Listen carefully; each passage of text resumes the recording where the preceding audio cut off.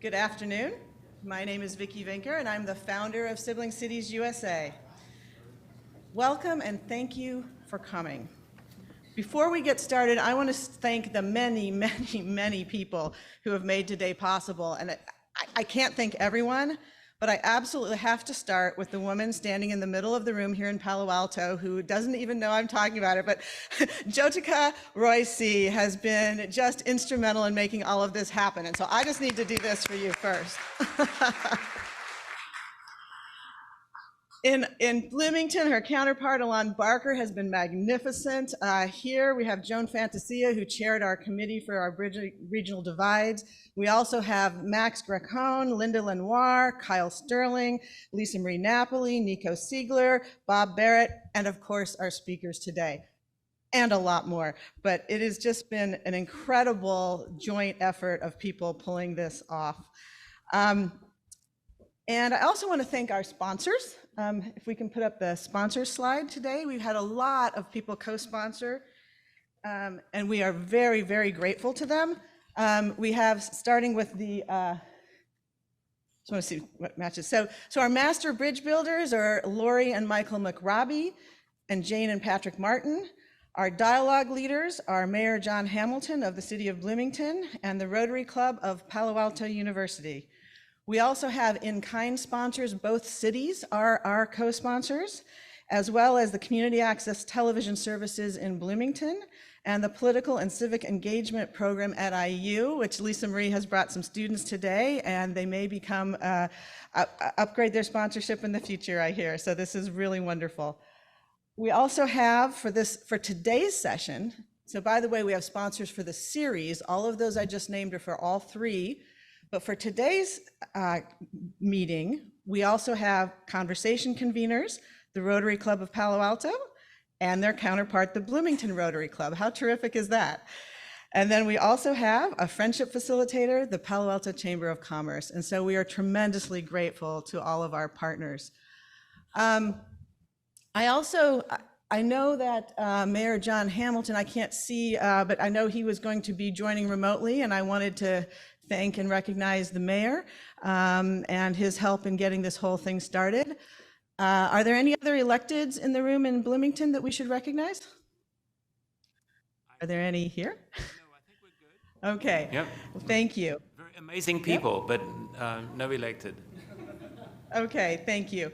I'm just in the habit of introducing them, you know. Anyway, so thank you all for helping us with this first of its kind town hall. We are all social entrepreneurs today, innovating a new way to come together as fellow Americans, to push past the polarization of our time and renew our public square. And we are so glad that all of you here in Palo Alto and in Bloomington are on this journey with us. And thank you for being brave. We are glad that you are brave enough to be curious, to say, yes, it's important to me to unite this part of our country and connect with people that are far away from where I live, to help bridge our regional divide and knit this country back together. So let's get to it. We've got a great agenda today. There should be copies around in both rooms, but generally we'll start with a couple of panels.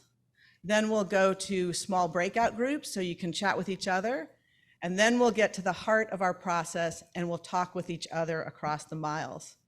At the end, there'll be a few minutes that we can talk about any follow-up you might be inspired to do, whether it's conversations or projects.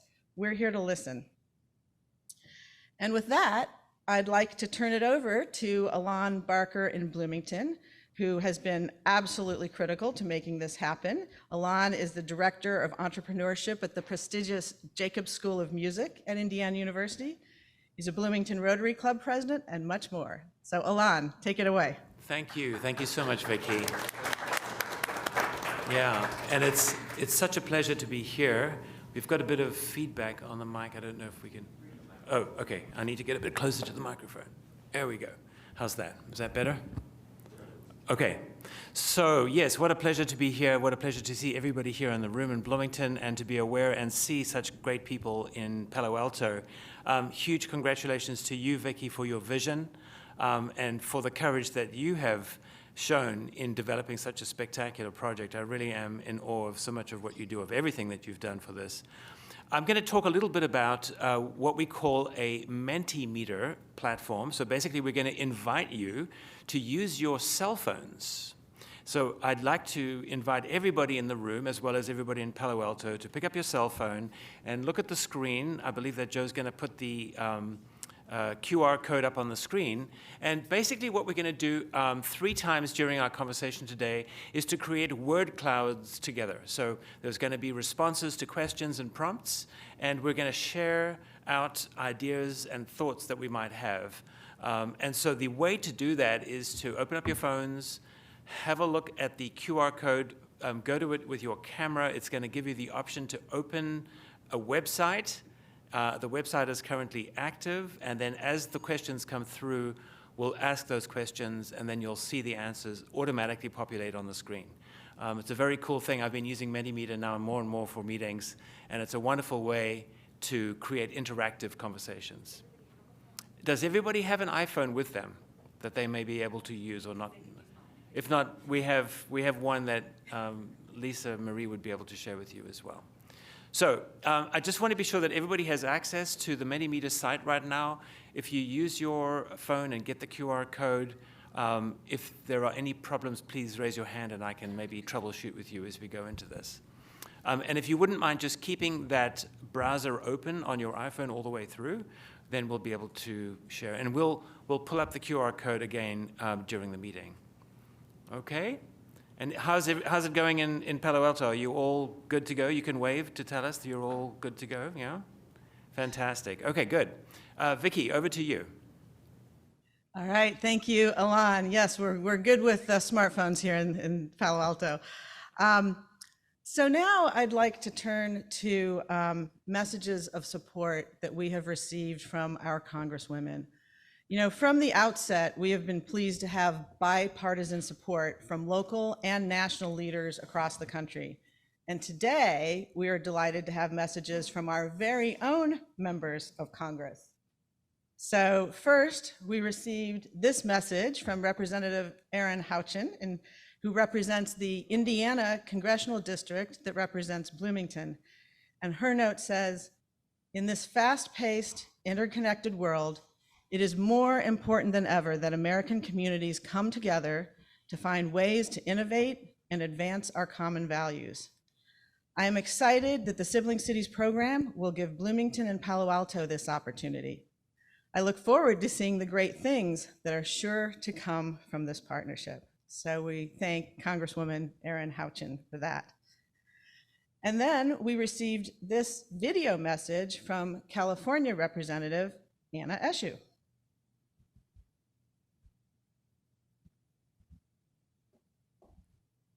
Should come up in a minute. Good afternoon, everyone. I'm Anna Eshoo, and I'm very proud to represent the city of Palo Alto in Congress. It's very exciting that Bloomington and Palo Alto have forged a bond of friendship and collaboration through Sibling Cities USA. I think what you're doing is vital to American democracy in the 21st century. Our country is interconnected economically, socially, and politically, but at times we may feel as if we're on a different planet than our neighbors. The dialogue you're having today is a step toward progress. Be bold in sharing your ideas and be sensitive to the experiences that your counterparts have had. Bravo to each of you, and thank you for what you're doing. So be bold. Thanks to both Congresswomen for seeing the value in what we're doing and really supporting our efforts. So why are we here? Well, I've been talking to a lot of people across the country about the idea of sibling cities and forming bonds across our regional divides. And I've received an incredibly enthusiastic response because this idea is one that doesn't take much convincing. Once I explain it, people immediately grasp it and they want to get involved. So we hope after we finish sort of our prototype proof of principle with our first two cities here, that other cities will take notice and want to follow suit. Because almost no one, no matter where you are on the political spectrum, is happy with the divides in America today. No one's comfortable. Many people are no longer proud of their fellow Americans. Even our flag has become a cited symbol. And this is not the way to be our best selves. This is not the way to realize the vast and amazing potential of this great country. When I talk to people about this idea, I have heard a great yearning for our country to move past today's extreme polarization. They want to find a new way to get along with those in other states or with whom they disagree, but they don't know what to do about it. Well, we're giving you something to do about it, and you all are the pioneers who are trying it out today. And I believe these conversations are essential. In order for our daughters and sons to live full lives in a functioning democracy, we need to restore our public square. And that is our mission. That is our vision. An America where we understand that we're going to disagree, but we don't reflexively demonize those with whom we disagree. Where instead we are curious about the different life experiences and perspectives that cause our disagreement. Where we strive to understand the differing priorities that lead to different policy choices, so that we don't revert to our instinct that tells us that when someone disagrees with us, they're either evil or stupid. We each think of ourselves as good people of high moral character who understand the situation. So if someone disagrees with us, we often think that one of those things must be missing in the other person. However, that's not necessarily the case when different experiences and different priorities lead to a different point of view. But sometimes when we talk and share those experiences, it changes other people's understanding of the situation, which might shift their views even a little bit. And we need to make room for that and respect it. We need to give people permission to change their minds, because if we don't, what is the point of discussion and debate? So today, we hope to create a place of respect and trust where we can explain our different opinions.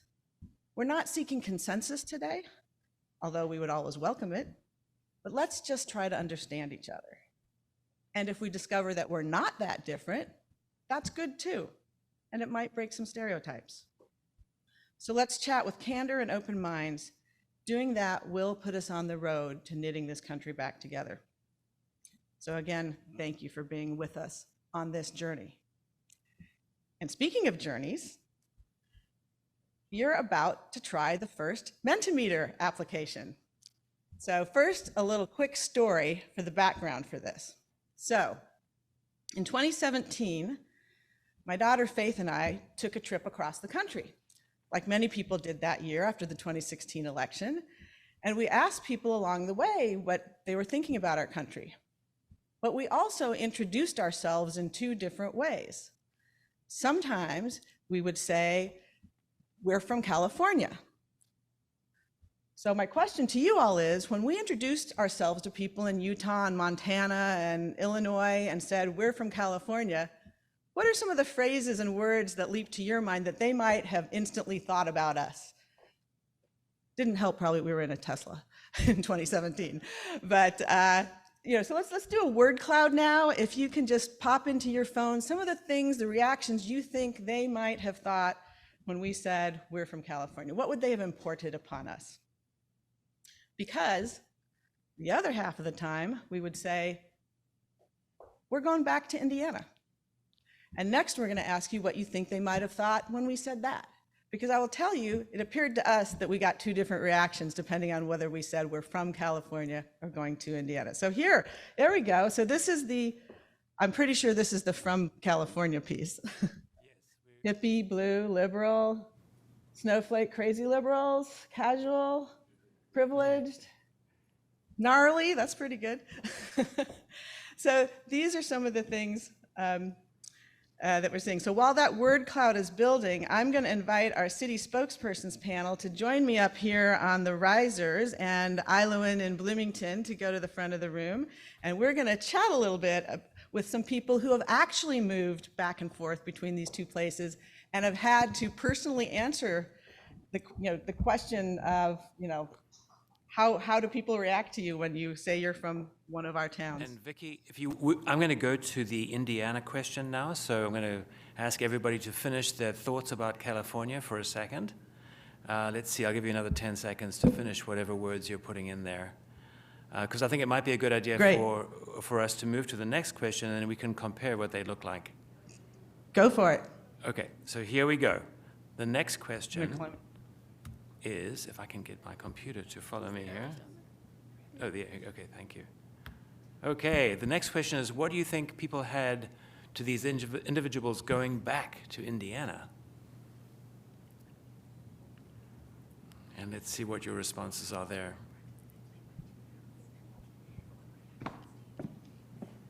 Okay, Republican, cornfields, corn, basketball,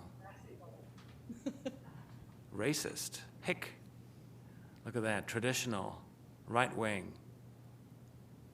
Wow, these Mike are pretty Pence. different. Yeah. So let's all Yeah, spend so- the next 30 seconds So we can or so. keep populating that. Excellent.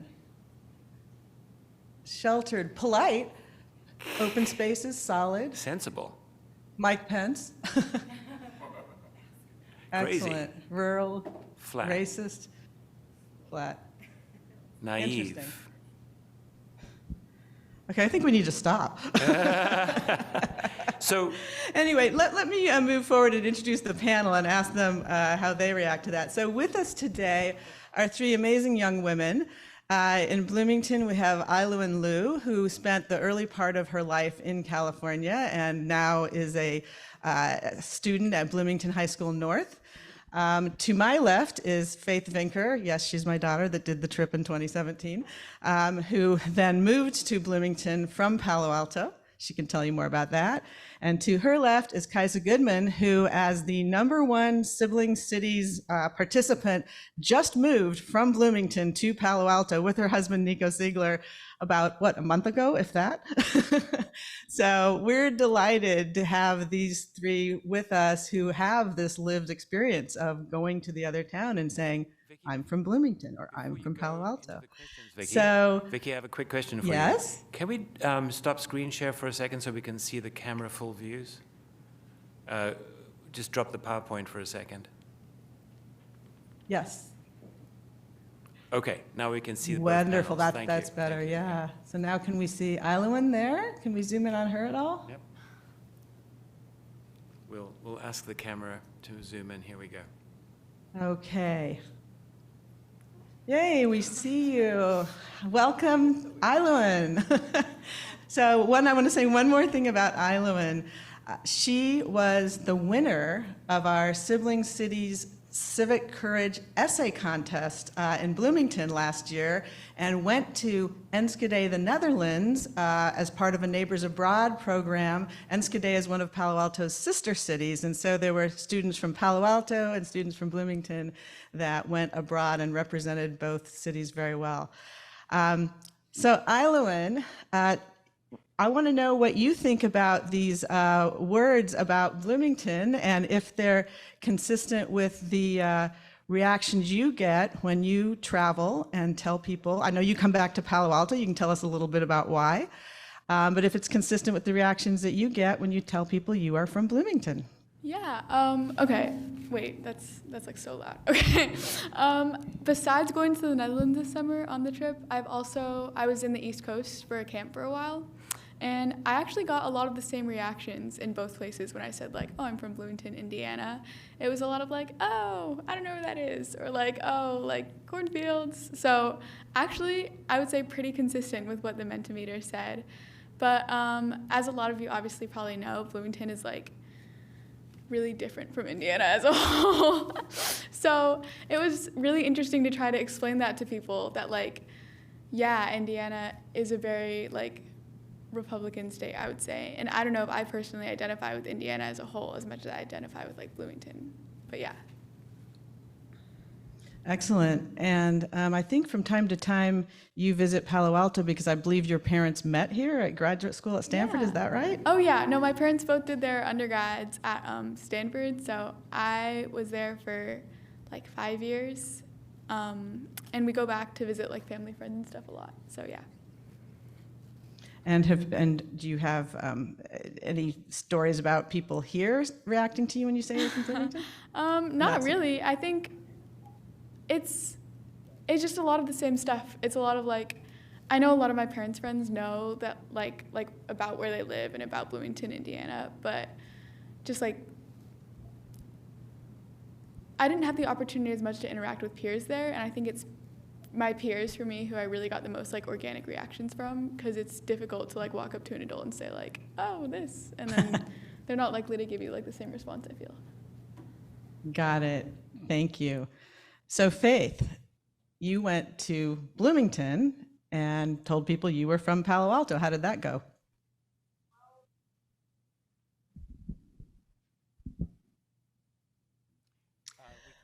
Well, I remember when I first moved to Bloomington and went to the same high school as Iloin, and I joined the girls' soccer team because I played soccer all my life. And I remember one of my new teammates. She asked me where I had moved from, and I told her Palo Alto, California. And I remember the look on her face. It was like mildly incredulous, and she was like, "Why would you move here?" And I don't remember exactly how I reacted at the time, but from what I remember being a little confused because I had heard such great things about Bloomington from my mom, and I was really excited to be there. And I heard this same type of sentiment from some of my other classmates while I was in Bloomington, saying like, oh, you must miss California so much. Oh, you must like hate it here compared to California. And it made me a little sad because I really enjoyed my time in Bloomington. I had so many positive experiences, so many great friends. And yeah, I think I kind of had similar experiences to Iloin as well when I moved back to Palo Alto for my senior year of high school and went to Palo Alto High School again. And I remember walking to class with one of my classmates, and we knew each other fairly well, and he asked me, I was like, oh wait, where were you the last year again? Was it Iowa? And I had to remind him, no, I was in Bloomington, Indiana. It's a whole different state. And he's like, oh, I don't think I even know where that is. And again, it made me a little sad that people were so unaware of some of the other great things that this country has to offer in parts outside of this state. Thank you. So Kaisa, tell us about your experience recently. I do think that some of the words that were put up on the Mentimeter are some of the things that come to people's mind. And growing up in Indiana, we aren't immune from thinking some of those things ourselves. I have to say that everyone has been really polite in my last month here when I tell them I'm from Indiana. But I think that the most common reaction is a free-flowing conversation that suddenly kind of stops when I say I'm from Indiana, simply because people don't have any reaction to it. They really don't know anything about it, or maybe they have a negative connotation and they're restraining that because they're trying to be polite. And I think a lot of that comes down to even pop culture depictions of both states. Just California has such a huge cultural presence that in a way that Indiana doesn't. And when Indiana is in a TV show, it's the bunker in the movie where the woman is imprisoned in an underground bunker and then escapes and goes to New York. So I think that while we do have Parks and Rec, that's a slightly more positive one. We overall, people don't have the same kind of cultural awareness. I also have noticed a difference between when I say I'm from Indiana and when I say I'm from Bloomington, Indiana. Even living in Bloomington, we jokingly call ourselves the blueberry in the bowl of tomato soup. And so I think that some people have a more positive or more accurate depiction of what life was like there when I say Bloomington, because of IU and other things that Bloomington might be known for. Well, thank you. I think we could, ask them questions all day, but in the interest of time, we're going to have to move on. But thank you, all three of you, for really setting the stage and giving us some real life, lived experience context for this conversation today. So let's thank them.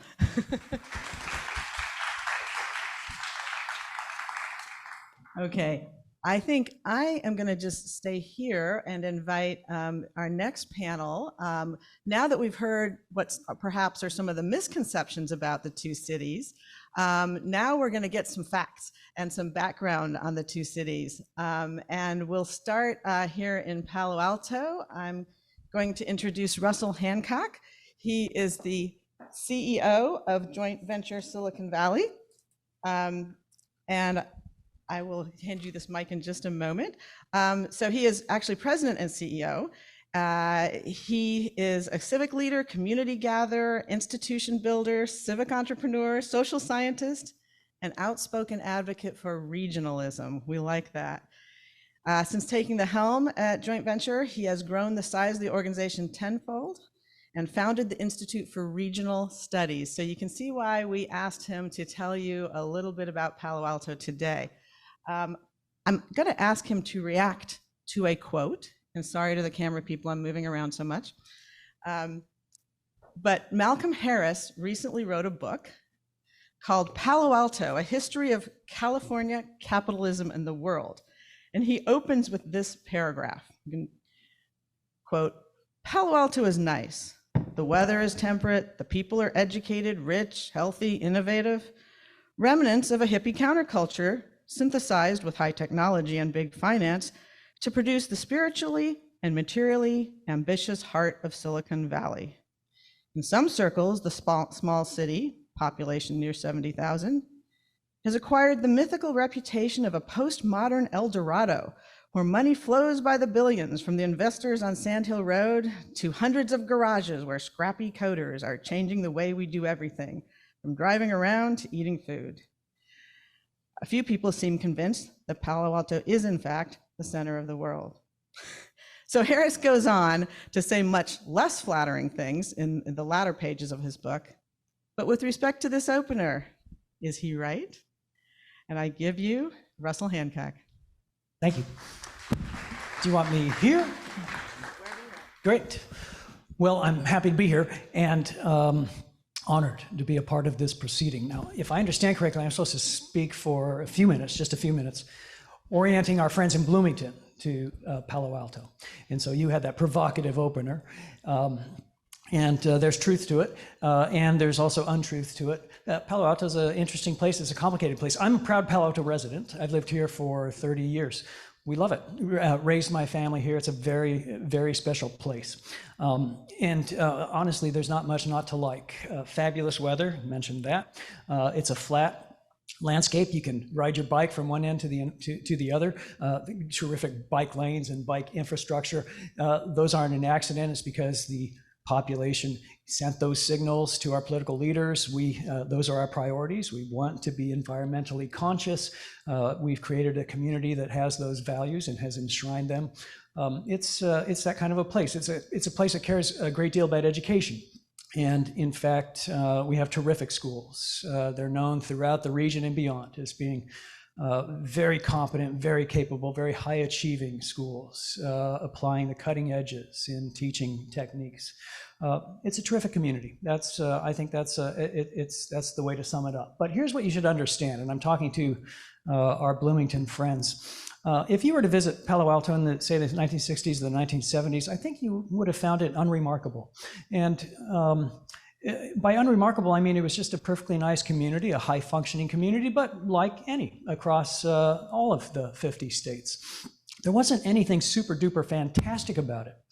But there was some stuff going on, including especially the invention that was happening just across the street at Stanford University and then spilling beyond the boundaries of Stanford to all of these startup companies and the venture capital industry that was forming at that time. And pretty soon, this thing called Silicon Valley had exploded in Palo Alto, but all around Palo Alto. Silicon Valley, by the way, is a term that was coined by a journalist in the 70s just to describe this phenomenon of innovation, of entrepreneurship, that it was oriented around technology.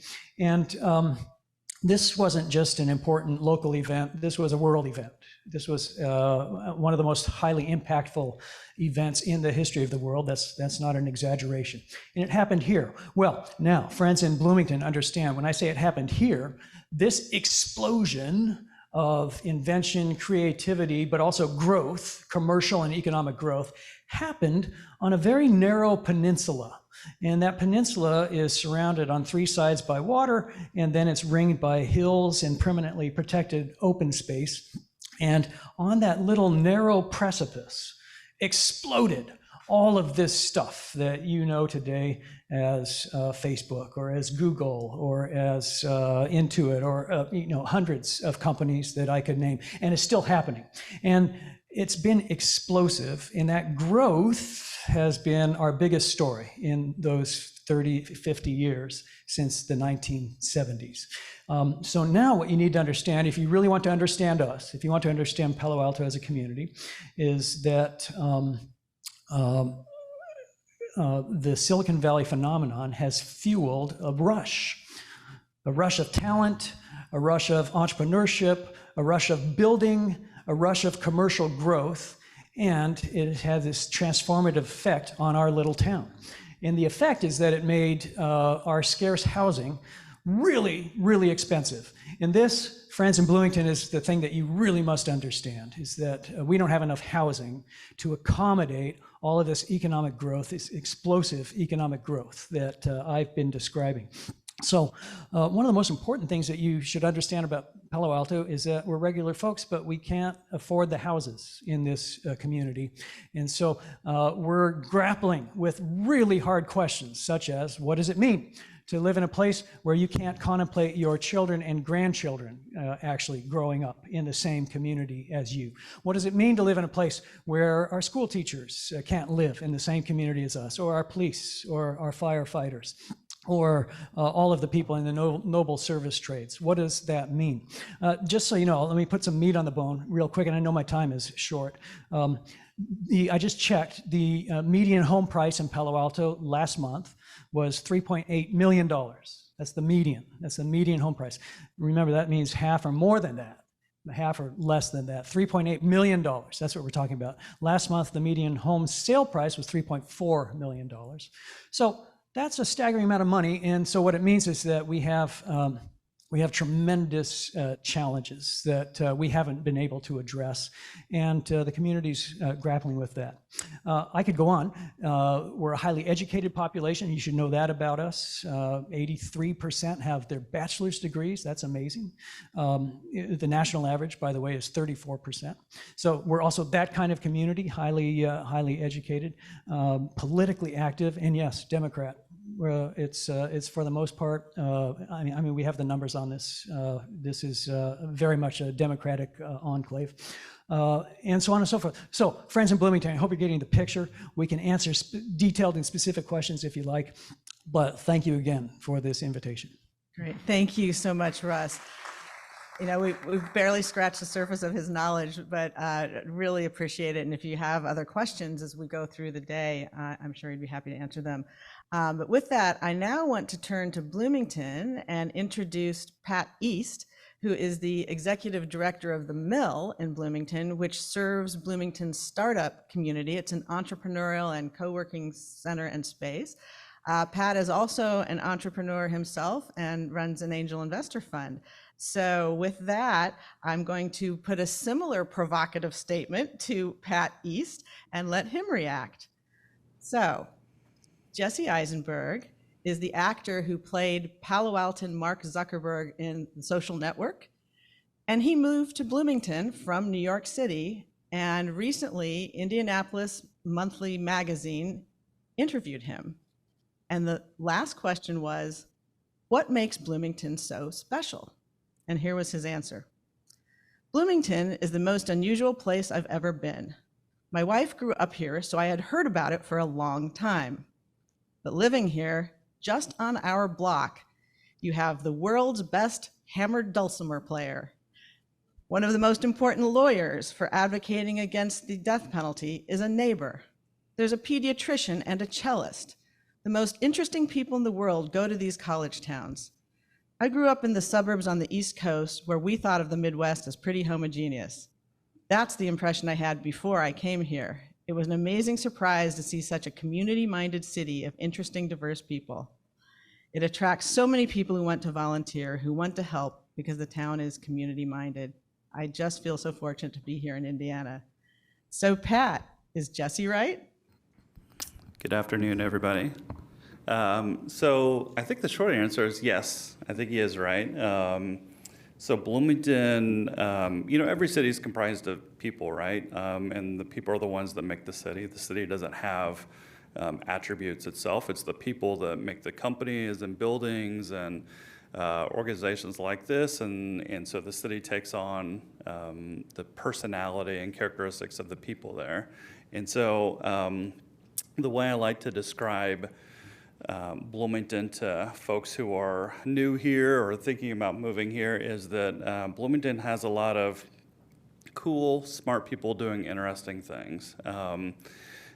So just take Jesse Eisenberg, for instance, right? He's not just a Hollywood actor.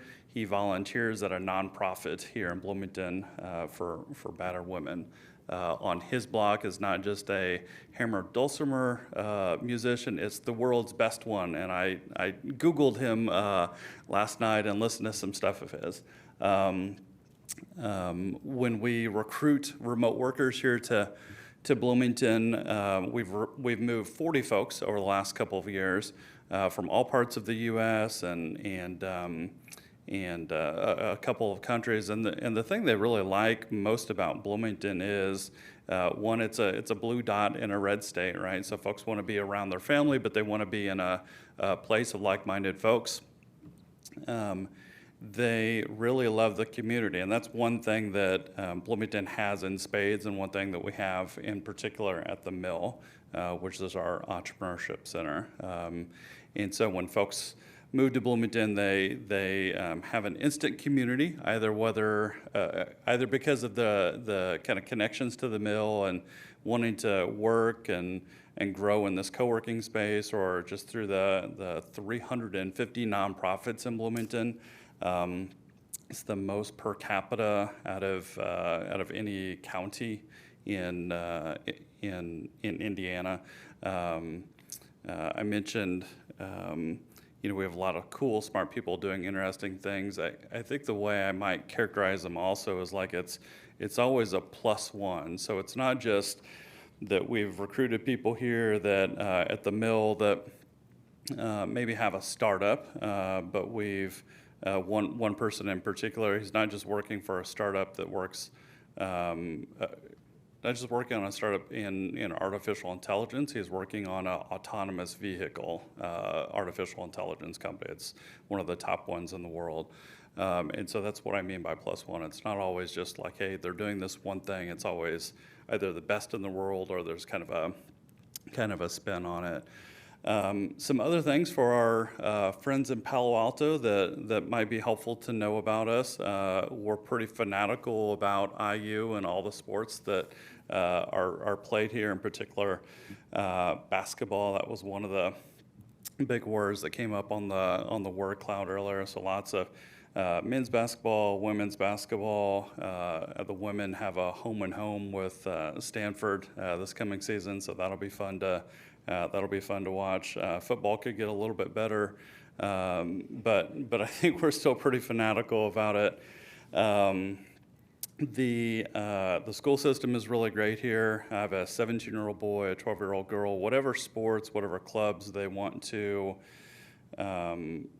participate in, literally something exists for them. My son, when he was in middle school, wanted to play lacrosse, so I Googled Bloomington, Indiana Middle School Lacrosse Club, and sure enough, there is one here in Bloomington that was started by a friend of mine, in fact.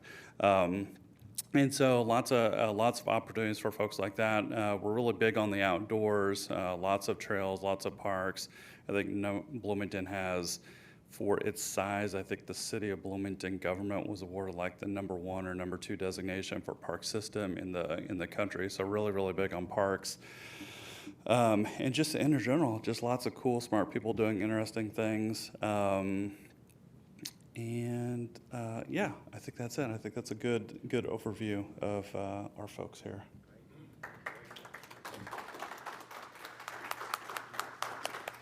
Sorry, my mic was up. I think that's a fabulous overview, and what two remarkable cities. So thank you, Pat and Russ, for helping us out with that. So now it's your turn to talk. We're going to move into breakout groups to react to what you've heard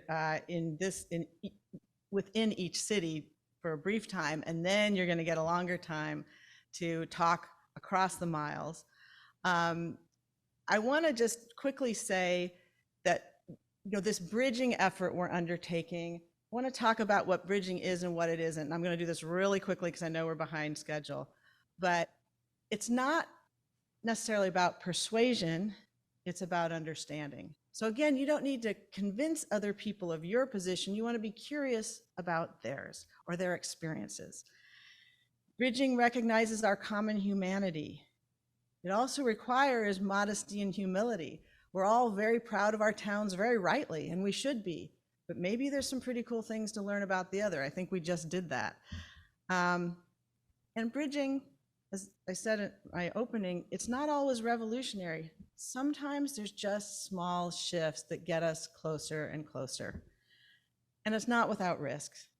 Sometimes we have to be a little vulnerable. We have to admit that maybe we're not quite as terrific as we think we are, or maybe we're not as right as we think we are, but in the end, it's worth it. And I just thank you all for taking this risk and working on this today. So I am now going to turn it over to our two fabulous moderators for both the small group and the large group session. I'd like to introduce them.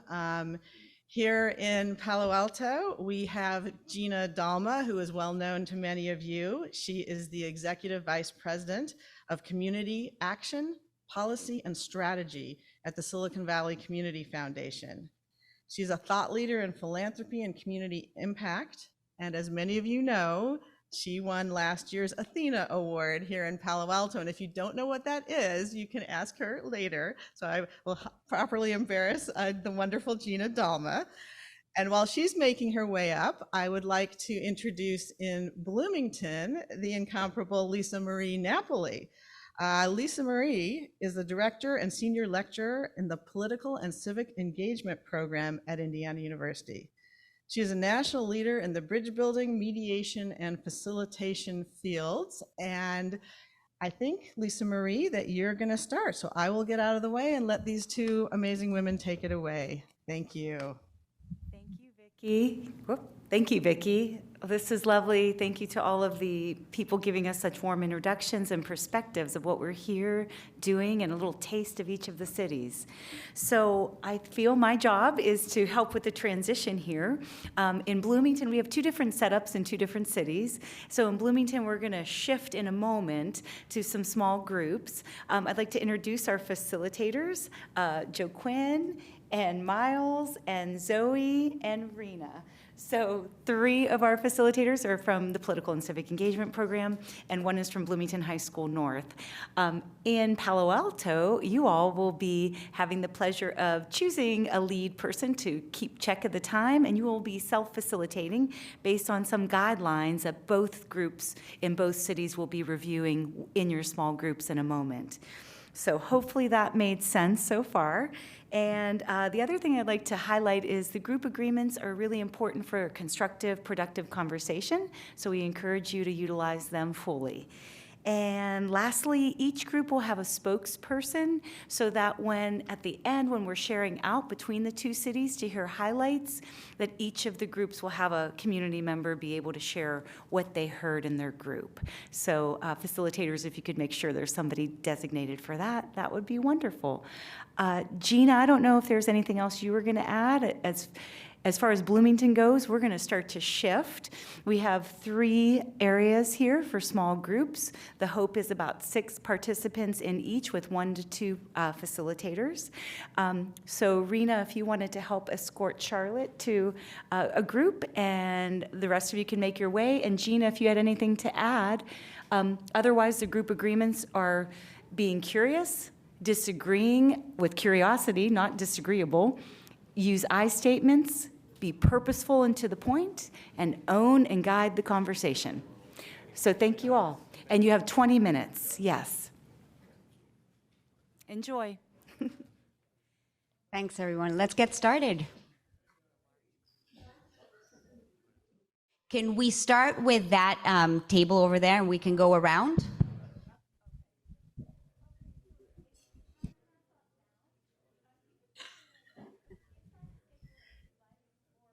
Okay. Karen, and can you introduce yourself? Karen Holman. We covered a lot of territory, and I have 1 minute. So one of the things that was pointed out was that Bloomington has 350 nonprofits, and that's pretty stunning. We don't have a count on Palo Alto's nonprofits, but it still seems like an awful lot. We did talk about the different kind of geographic arrangements, because Palo Alto is pretty much one city to another city to another city to another city, where Bloomington is more isolated in that it has open space around it and land around it. So those are different. We do have, of course, the universities. We both have that in common. One thing that was brought up was that we do tend to think of Palo Alto kind of in one envelope, if you will, which is the tech industry. But in the going back before, but just to the 60s and 70s, this was a very strong area with the counterculture, anti-war, a lot of music, huge and formative work was done in the environmental movement. We still have a tremendous number of nonprofits that work to save the environment. And what am I forgetting here?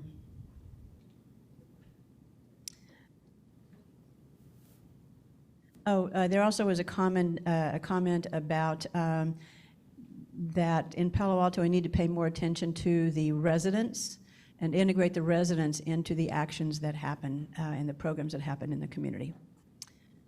I think that covers it. Thanks, Great. Karen. And we do get to claim Fleetwood Mac, right? Just Yeah. putting it out there. We do get to claim ownership for Fleetwood Mac. Started here. No? Oh, Already. Joan Baez, you name it. You name it. That was, Over to you, Tennessee Lisa Ernie- Marie. that was great. Tennessee Okay, Ernie good. Ford Well, has been buried here. thank you all so much. That was great. Thank you. I'm going to invite one of the Lisa Marie, can you hear us? groups. Can you hear us? Yes. Oh, we're muted. So can you activate this? Can you hear us? Can you hear us? Can you hear us? Somebody's going to unmute. Can you hear me now? Okay. Yeah, now we can hear you. Okay, good. Sorry about that. Okay, that was great. We heard everything that you said, and so we're just going to share out now with one of our groups. So let's have a volunteer. Jane, would you like to go? And could you stand up when you speak? Yeah. And if you could stand over here so the camera can catch you.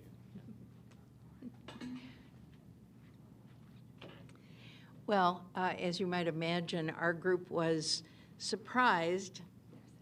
Whoops. Our group was surprised, had sticker shock at the real estate prices in Palo Alto. Another person was surprised about the description of Bloomington, saying that, you know, he felt Bloomington was a lot more nuanced and complicated than was described. And we agreed that all cities are probably more complicated and nuanced than one can do justice to in just a couple of minutes. One member moved here after remote teaching at our Luddy School for 7 years, finally moved to Bloomington.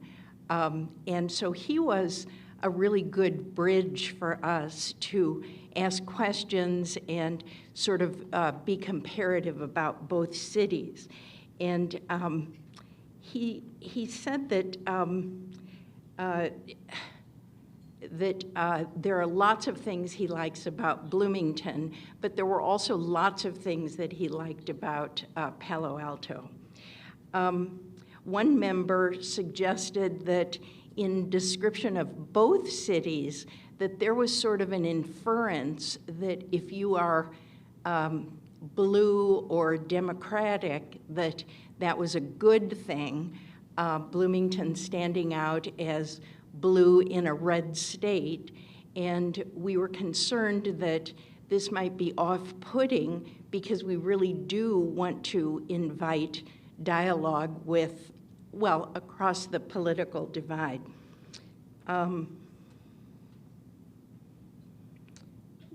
Let's see.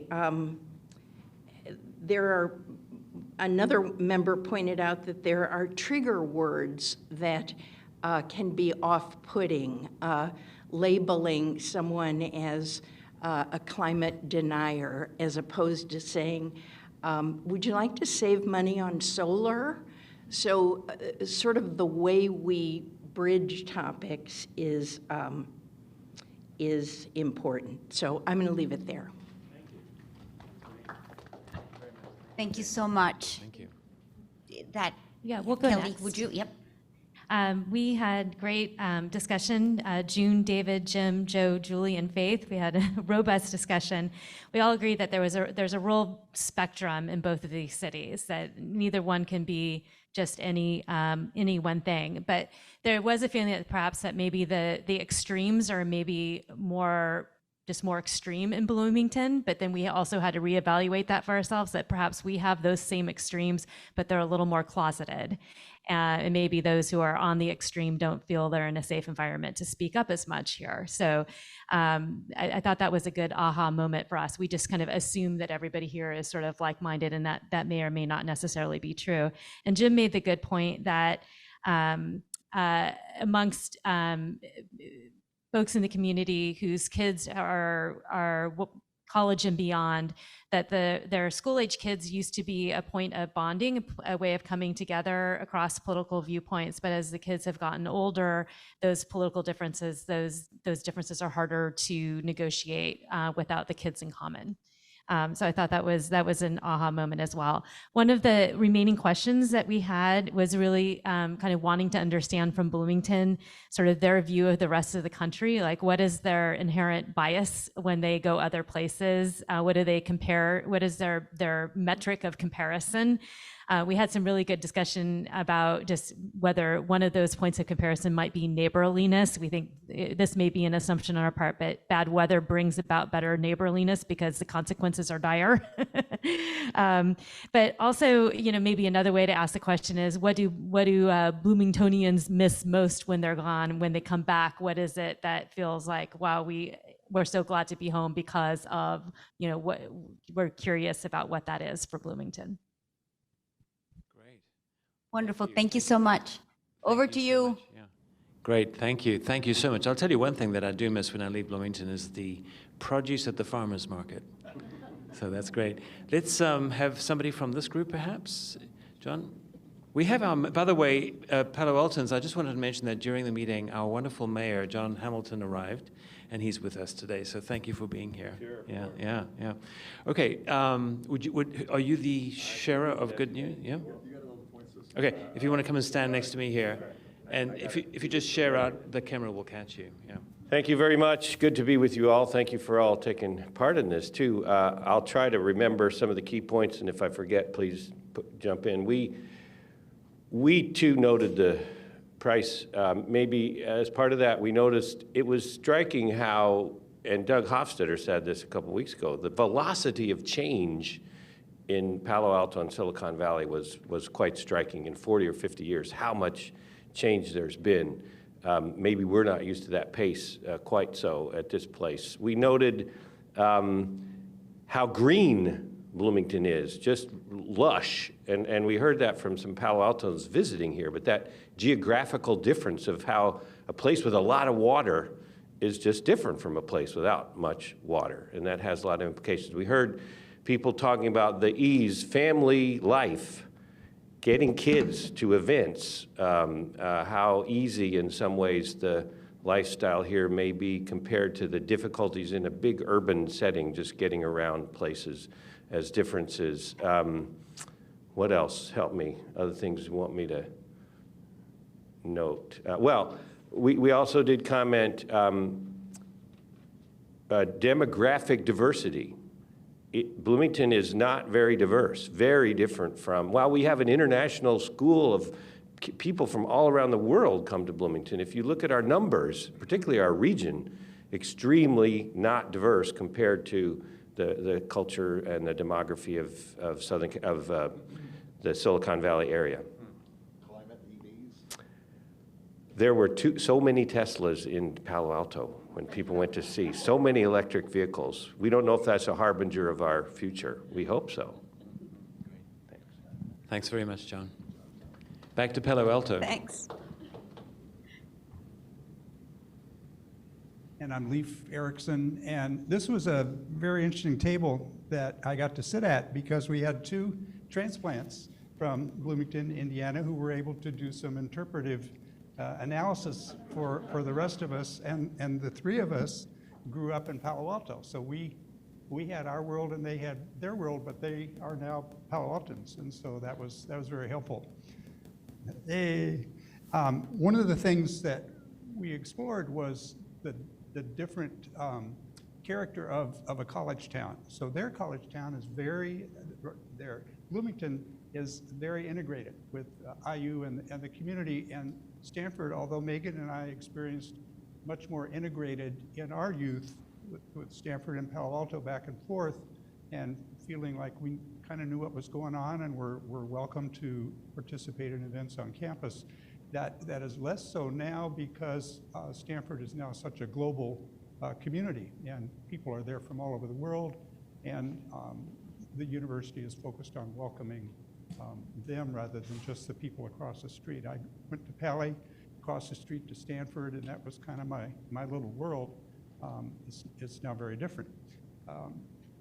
Megan shared with us the experience she has with her colleague at IU, and both in a similar role of reaching out to the community and creating those bridges. We were interested that both Can you hold the college towns, microphone a in little way, closer to it's your not as microphone? not as brave a bridging across communities because we are both college towns, but there are nuances within that, and it was I think there's a lot more conversations to have that I'm looking forward to.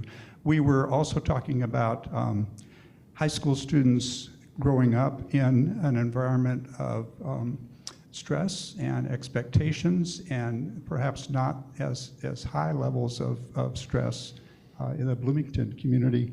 We also talked about growing up in a redlined community that appeared to be more diverse than it really was, and part of our history is having forced Black and brown families to live on the other side of the freeway and rebuilding those bridges and connections, and hearing about that similar but different history in the Indiana community.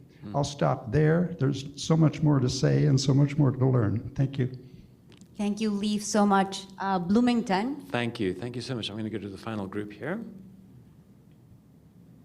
Who's going to be the spokesperson? You want to come and speak here? Okay, good. Come and join me here. This is Miles, one of the facilitators of the groups. Just look here. Of course. Hello, Palo Alto.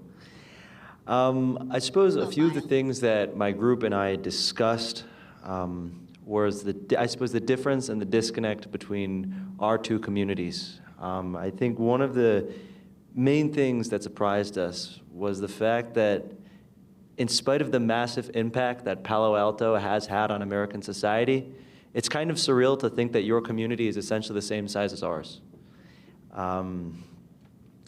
What was also very interesting to us was the difference between the philosophy and outlook, or at least the superficial outlook and philosophy of both Stanford and Indiana University.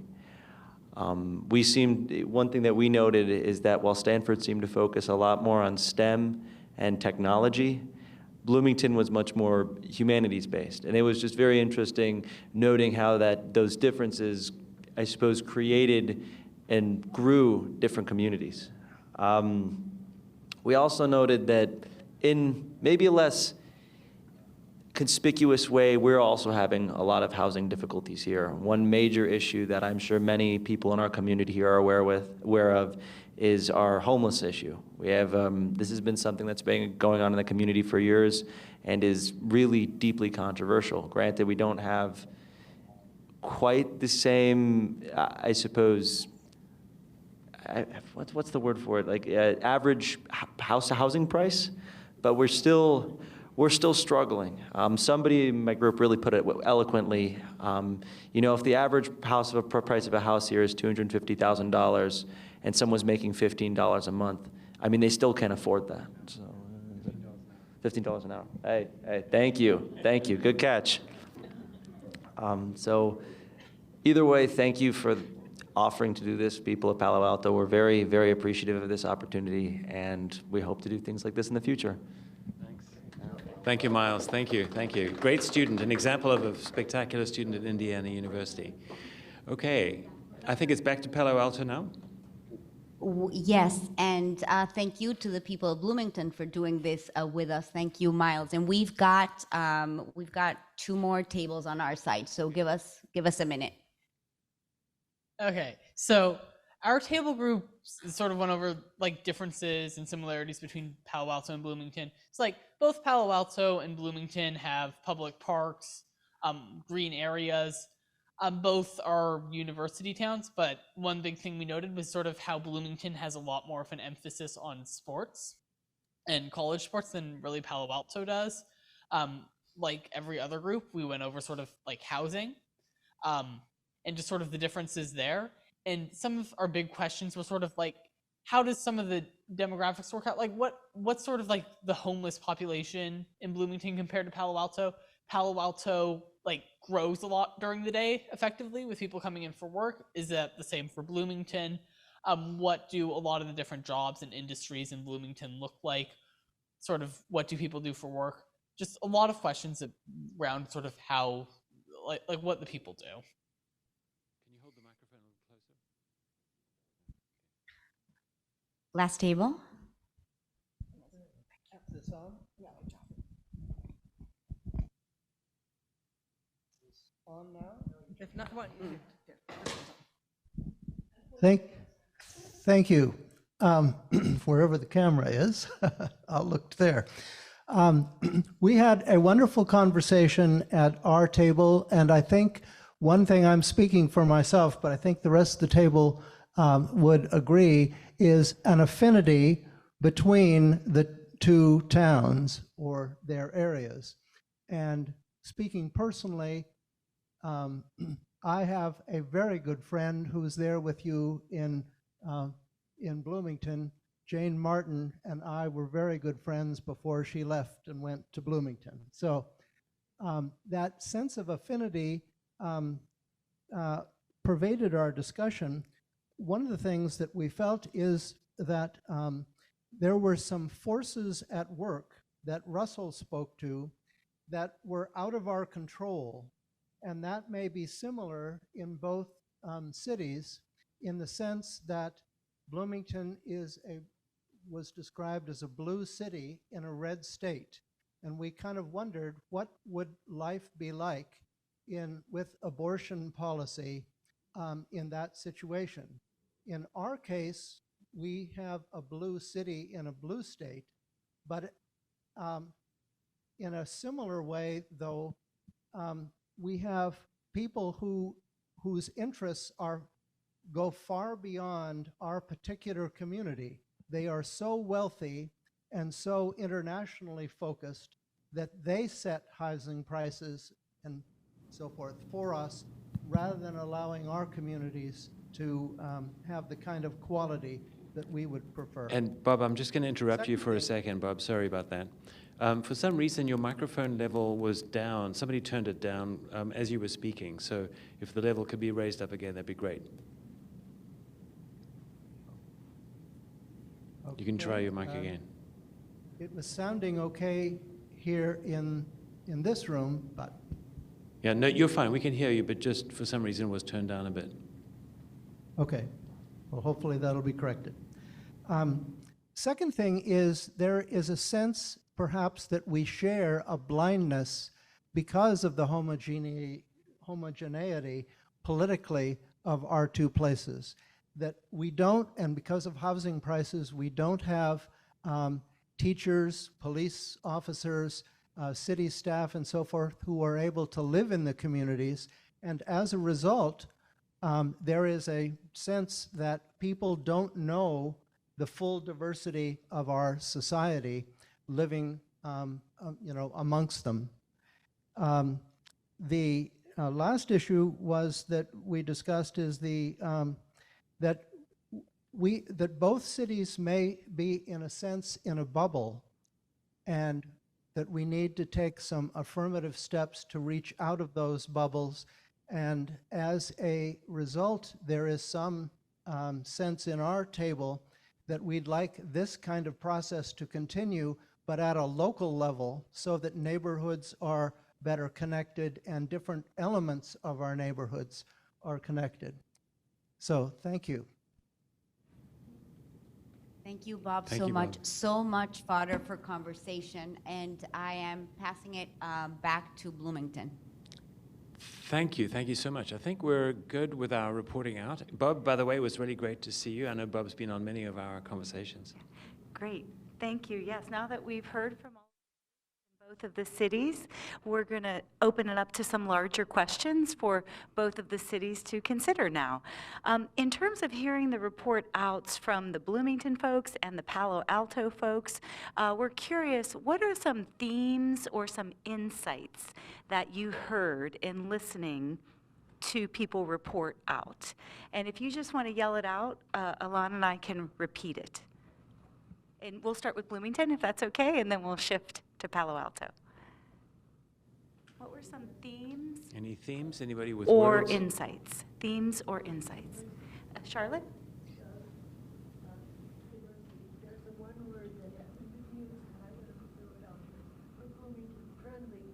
Oh, Bloomington's Okay. friendly. This is Charlotte Zietlow, and she mentioned that one of the words that comes to mind about Bloomington is that it's friendly. And she also noted that in all of the reporting out, she did not hear the word diversity, which I think is very significant. Oh, she did hear the word. Okay, good. Thank you. Good. Homeless is another big one, another common binder. Homelessness, Homeless. unhoused. One of the words that I would like to just throw in there is that I believe that both Bloomington and Palo Alto are catalysts for change and for good. They're both very powerful environments that can do great things. Sustainability is another word. Anybody else in the room here in Bloomington? The thought.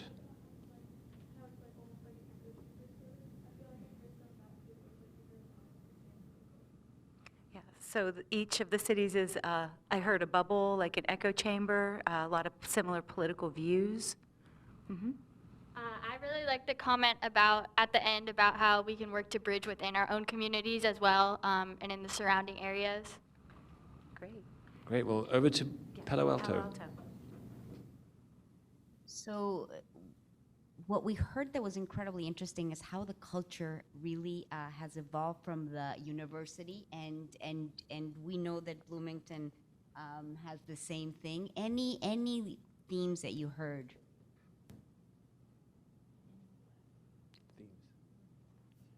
Can we just check the volume coming out of Palo? For some reason, Give us a sec.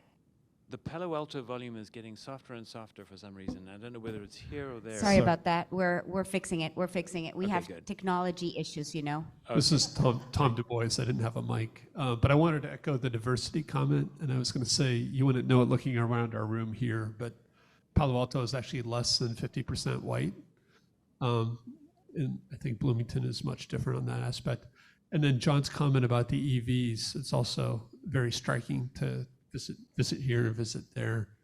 And I mean, kind of got a laugh, but there's a lot of infrastructure here for charging.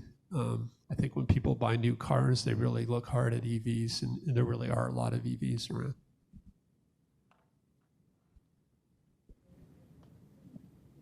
Megan over there.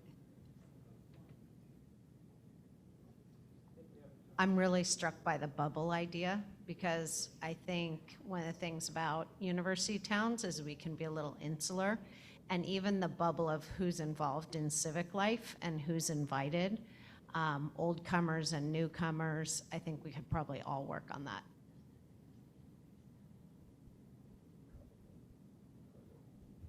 Just a quick kind of +1 on the bubble idea. One of the things I forgot to mention earlier, and it was a point that Faith made, it was really excellent, but you would think that in a university town there would be an inherent curiosity about other places. And not to say that that doesn't exist, but one of the things that people at this table at least have encountered is a lack of curiosity by people in California for other states sort of between the two seaboards.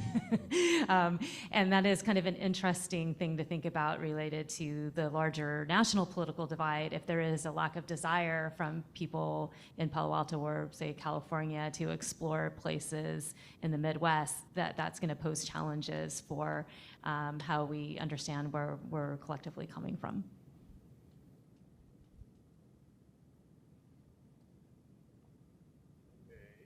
How do we turn this on? It's on. Hey, all right. One of the things is the difference in geography. I gather that University of Indiana is in town and Stanford is out of town. There are a lot of borders between the university and Palo Alto. And I think a second thing is the difficulty when you have in Palo Alto, if you're, like my son said, I'd like to play soccer at Pali, but everyone else is out there playing for the Olympics. They want to be in the Olympic team, and this is taking the fun out of soccer for me. I don't want that level of competition, and I think that we wind up without as much community as we might have it because people are focused where they're going, and it doesn't leave as much time or energy to reach out to people. The one wonderful thing I felt from Bloomington was the sense that people did engage with each other relatively easily. And the one thing I think often about Palo Alto is while there are many, many people who are extremely active and very able to witness this group, somehow to reach out in the neighborhood, to know people, to feel like if I go say hello to someone, that they'll actually, hey, it's nice to meet you. It's, well, who are you and should I actually engage with you is kind of more the flavor. But some of that's my personal stuff and some of it's stuff we talked about at the table. So one more comment and then we'll move on to the next question. I'm Tom Graken, it sounds like bacon, and I've been in Palo Alto 51 years, so I've lived with that you mentioned. I was silly enough to go to Wells Fargo and get a loan on my salary loan and buy a house. Okay. The housing situation that you all gasp at, there are a couple nuances that are worth mentioning. First, my impression, and actually I was at the Bloomington when I was in college, I won't tell you how long ago, for a debate tournament, but I believe you have a stability that is eluding us here. We're landlocked and we're fully developed. As a result, to continue growing, because we are an attractive place for people to move, we can't build new without destroying old. So there's a feeling of transitioning. We're going from single family flat California houses to multiple unit high rises. And I'm not trying to offer an opinion one way or other than there's a sense of losing our history, or for many of us old goats, losing the thing that brought us to Palo Alto. The other issue from the high housing prices is a result of incoming professionals generally are getting scared away. So if you look at the number of doctors you've had because they came and then they had to go, that's a fallout. And as a result, we have like 40% of our population are renters. That leads to a government tension between the renters and what are called the residentialists, per se. We're learning how to balance that. But again, our success and our limits, particularly geographic ones, are leading to a level of changing that I'm almost envious of what I believe is true in your community, of a stability and a sense of retaining your history. So we have so many things that are similar. We have so many things with Bloomington, and we have so many things that are different. So let me pose this question. Do you think that the regional divide that we have actually gets in the way of collaborating with other regions in order to learn best practices and move forward?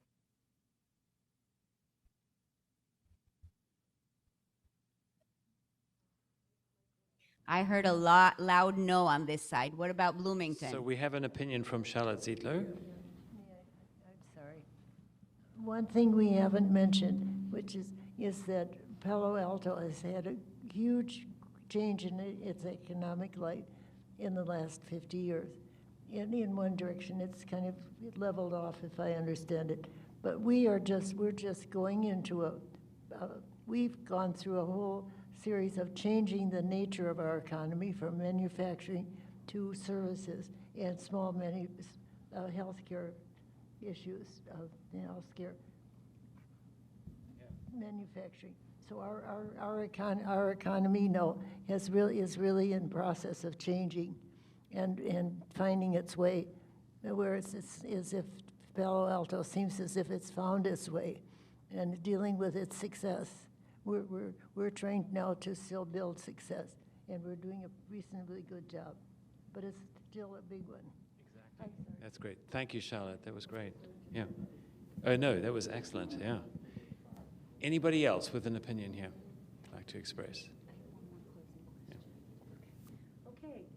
I have one last closing question for both cities to consider, and then we'll move into more wrap-up mode with a Mentimeter exercise, and then back over to Vicki here in a moment.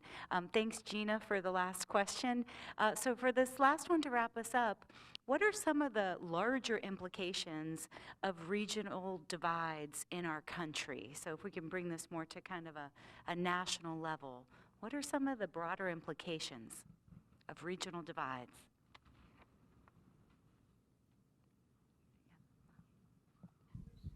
I think one of the issues that we haven't talked about because it's complex and ticklish is that there are conflict entrepreneurs, as Amanda Ripley in her book so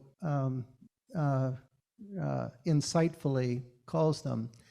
And I think there is a natural affinity for both of our cities to do what we can to separate people who are seen to be in one camp or another because they have been led there by conflict entrepreneurs.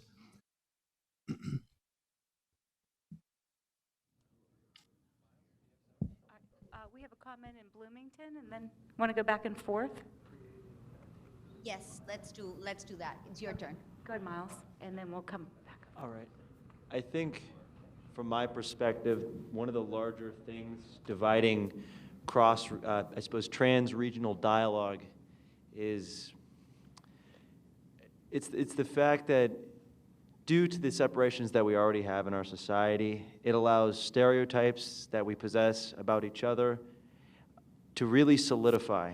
And when we already have biases that we're surrounded with in our day-to-day lives, it makes stereotypes that seem less harmful manifest in a lot more aggressive ways. And I think those stereotypes that you might have about us living in the Midwest and we might have about you living on the West Coast become a lot more powerful if those things aren't addressed properly. So I think programs like this, again, are very, very crucial in order to, I suppose, gain an understanding about one another. Thanks, Miles. And we had a couple of comments on this side. I'll start. First, I want to say hi to Charlotte over there in Bloomington. This is Amy Neff. I'm so happy to hear your voice. Anyway, second is I think what everybody has been saying is that there is this expectation that each place has a singular skill set, and I don't know that that's necessarily true, and that we gatekeep technology in Silicon Valley doesn't make a whole lot of sense, when I think there are lots of skills in Bloomington that could benefit what we do here and vice versa. And so the regional divide, bridging that regional divide in expecting that we each have something to offer would be really lovely to see. Thank you.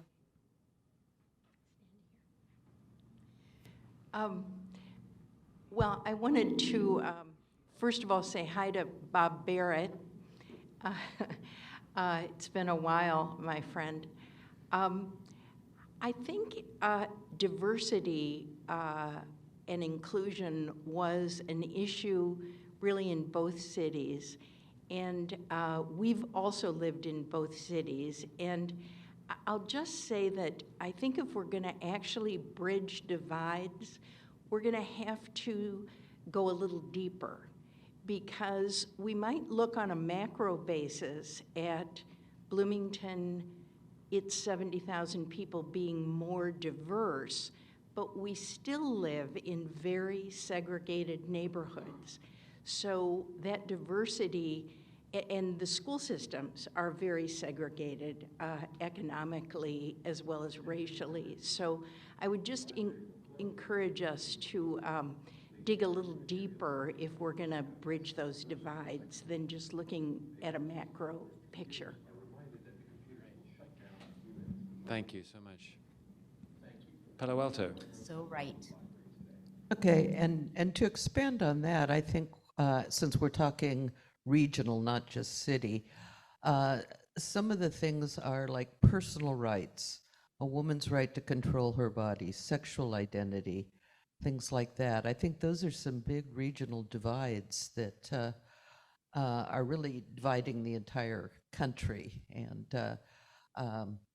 so that's one of the things, is just being able to be who you are and legally allowed to be who you are and do what you want with your own body. I think we're ready for Mentimeter. We're ready for the last. It's active. Yeah. Okay. I'm sorry, we have one more more comment on our side, and then we'll go to the Metrometer. Just to let you know that we're all being told that we need to. Thank you. My name is Julie, and I've been a resident of California since about 1985, but I came here from the Midwest. And so the first thing I want to say is I love listening to your voices, Bloomington, because you remind me a lot of my upbringing in Wisconsin. I also want to just say that I turned to my neighbor, Kelly, about 30 minutes ago, and I said, this is so heartwarming. Just listening to my neighbors in Palo Alto engage in this conversation is bringing up really positive emotion in me. And then hearing Bloomington share their own similar, genuine, different thoughts, I just find it incredibly heartwarming. And so I think that bridging the regional divides is in part an effort to help others feel the potential for heartwarming conversations. If more people could do what we're doing right now, I think we'd have a better world. And I know that sounds a little naive and a little Pollyanna, so that's why I'm saying it, because I think we should express those things more often. Julie, this was the way to finish this section. Thank you so much. Over to you. So are you going to put up the QR code again? Can we get the QR code up for the Mentimeter, please, Joe? And we're going to do one more Mentimeter, and then Vicki will share. We're going to reflect on that, and then we'll have some closing words. So if you could all go ahead and answer the question.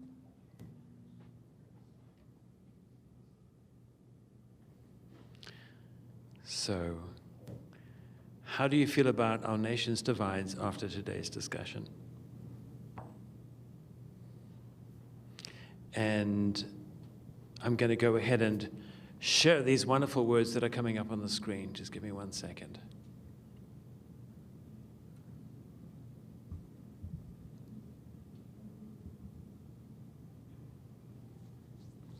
And here they are. all these fantastic words that are being sent across the thousands of miles, the warm ideas. I love the fact that more than one of you have said hopeful. We need to fix it. That's good. Challenged, complicated, but bridgeable. Somebody needs to write a poem about this. Or we could maybe put it in ChatGPT and let it do its thing. You know, I kind of think we're breaking a stereotype simply with all the tech stuff coming out of Bloomington and not Palo Alto today. I just want to note that.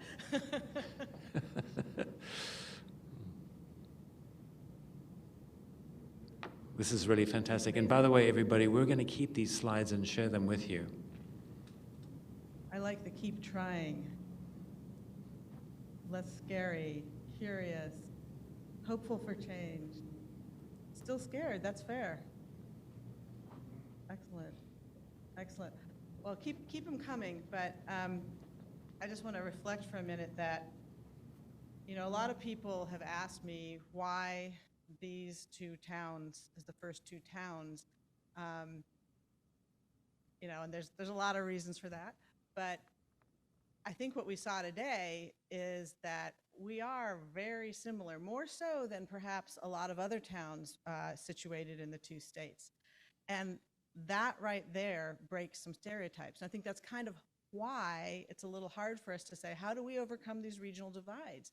It's because it's not that hard for us, because we are very similar and we've gotten to know each other through the last year plus of activities going back and forth to each other's cities.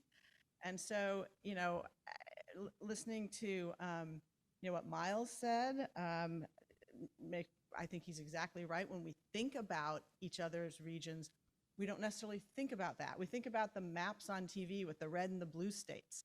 And there's not a single red or blue state in this country. They're all different shades of purple.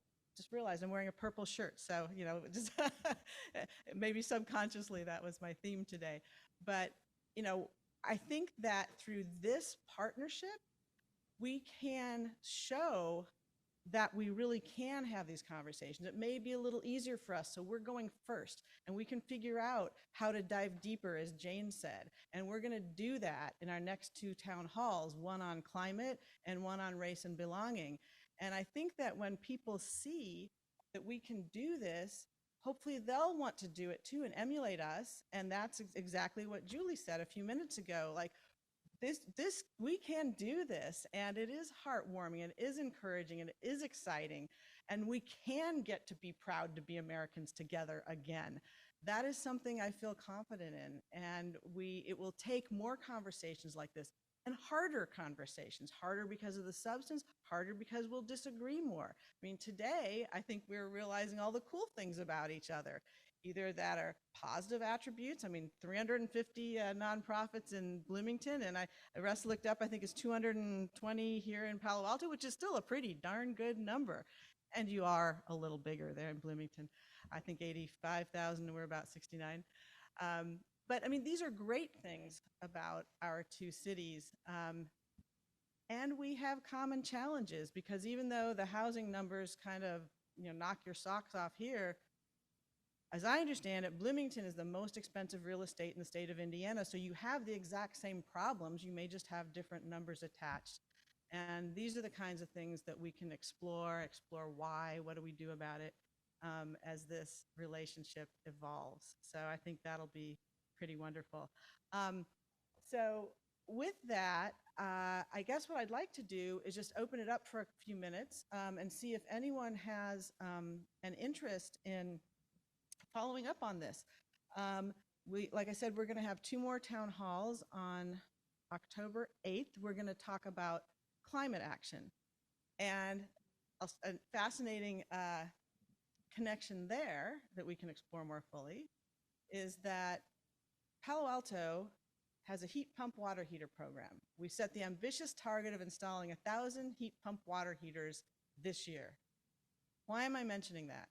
Because one of the city council members in Bloomington works for the nonprofit in Washington, D.C. that was the consultant for the city of Palo Alto to develop that program. I mean, you can't make this stuff up. I mean, it's amazing how many connections we have.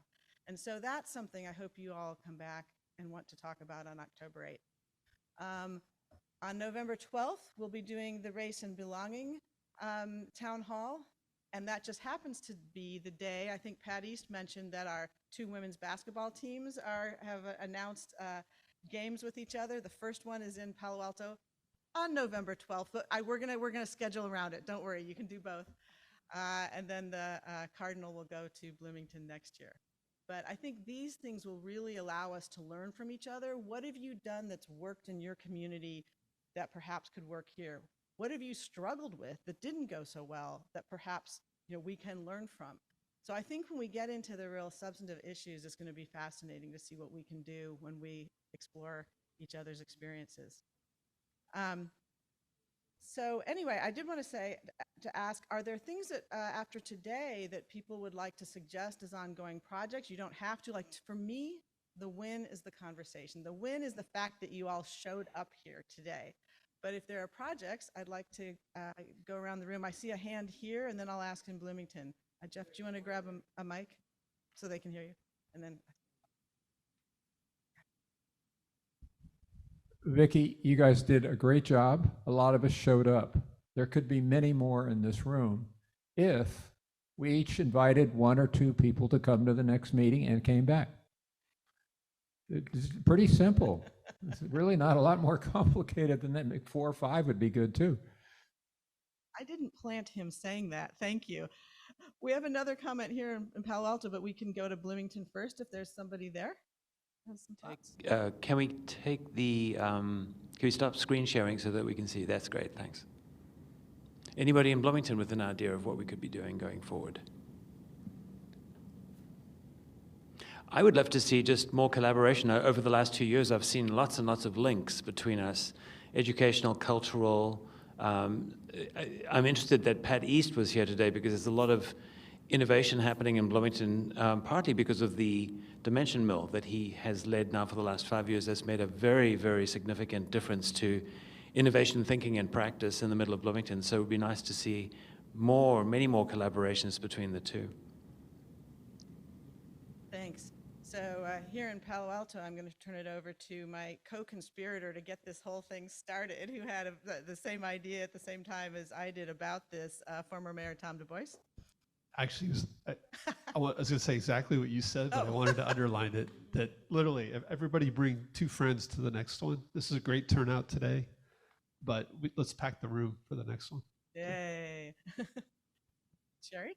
Oh, I was just going to say, and this is sort of self-serving as co-chair of Palo Alto Neighborhoods, we have met with our, sometimes with our Bloomington counterparts, which is Kona, but I would actually like to see both groups in charge of all this get the neighborhood associations, the residents, more involved on a more formal basis. And I mean, I know there's a time difference in that, but I really think it's important that the people that actually live in the city, the residents, talk to each other, not just at the higher levels. I would love that. You are welcome to join our steering committees for the next 2. By the way, everyone here and those others you're going to invite are all welcome to join our planning committees for the next 2 town halls. But thank you for that, Sherry. And by the way, that does remind me that I won't do my whole spiel about SCUSA, but we do have these 3 pillars of connections. The first 2 are community and commerce. And over the last years, we've had just many community and business organizations connect. And the Neighborhoods Association is one, League of Women Voters, Kiwanis, Rotary, Canopy. I could go on, but it's actually been very cool and I think helped facilitate the discussion today. I'm looking at Linda Lenoir here in Palo Alto. Please, Linda. Yeah, thank you. First of all, thank everyone for attending today. And my hope is that on the survey that people will be receiving, that we will have more concrete ideas on how we can all follow up, both locally and also with Bloomington. So I hope that on that survey, we'll get lots of new ideas to keep coming together and keep bridging the divide. Thank you. Yes. Thank you. And I know we're about out of time, but that on your screen is one more QR code with your phone. I will come back to that in a second. It is a survey that you can be filling out. Please help us get better. Please give us your feedback. Please come help us go forward. And while you're doing that, we do have one more comment in Palo Alto, and then I'll check back in Bloomington. Please.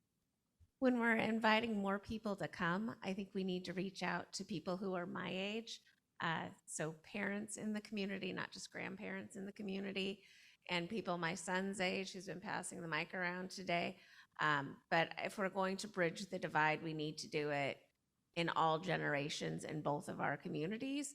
And my parents have set a great example, but we need to bring it down through the generations. I couldn't agree more. And when we first started this civil discourse planning conversation, we were very clear that we wanted to try to get a real cross-section of the communities in the room. And we knew that would take time to spread the words. But I want to intentionally ask everyone, when you think about that +1, to perhaps invite somebody you don't always talk to, don't always hang out with, maybe of a different race, gender, income, politics. That would really enrich our discussion. So thanks for lifting that up. Lisa Marie or Ilan in Bloomington, any closing ideas? I will just say that this has been the most fantastic conversation, and it's very exciting to know that we will continue with themed conversations in the next 2 months to see how this can grow and develop, in addition to everything that's been going on with this relationship over the last 2 years. It's really quite amazing. I also want to thank the technical help that we've had here in Bloomington. This is as much an experiment and dialogue between our communities as it is utilizing technology in a way that can really build this relationship. And I want to thank Kat. So we've got two of our technical folks here in the room, as well as everybody in Palo Alto who helped us put this together. Thank you. Yes, the Mid-Peninsula Media Center here. We have Wes and Patrick who have been helping us today. And no, and it's a great note, because when we were first conceiving this whole thing and we were thinking about how are we going to get people to be able to go back and forth across the miles, I mean, it wasn't that long ago that we didn't all Zoom, right? So in some ways, the silver lining of the pandemic is it allows us to do exactly what we're doing today. We didn't know how to do this 3 years ago, but now we can. We're figuring it out, so bear with us. We'll be smoother next time. But I think both sets of tech people did a remarkable job. And I thank all of you for, I'm going to interrupt you just for a second, Vicki, because we actually have to physically get out of the space in the next 30 seconds. All right. So we'll say goodbye, bless and you. we'll Thank be in you. touch. Okay, thank Bon you. voyage. We'll see you Bye-bye. next time.